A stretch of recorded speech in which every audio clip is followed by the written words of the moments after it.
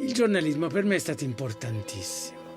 Era la fase in cui cercavo la verità nei fatti e poi mi sono reso conto che i fatti me la nascondevano a volte e che c'era un livello di verità al di là dei fatti. Ed è così che ho cambiato la mia prospettiva.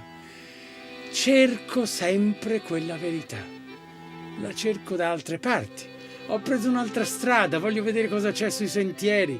Ho lasciato l'autostrada. Non mi interessano più gli autogrill e camminare a 200 all'ora. Voglio andare più piano e su altre strade.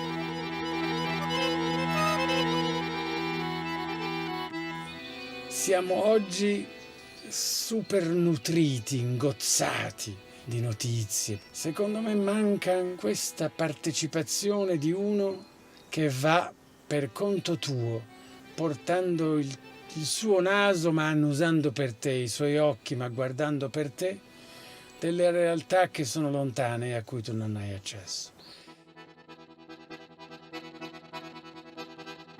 In verità il pubblico oggi ha l'impressione di capire tutto, che io lo sento qua e là, crescere questo bisogno di andare più vicino e di non accontentarsi di quella pernacchia di 2 minuti che ti racconta una tragedia.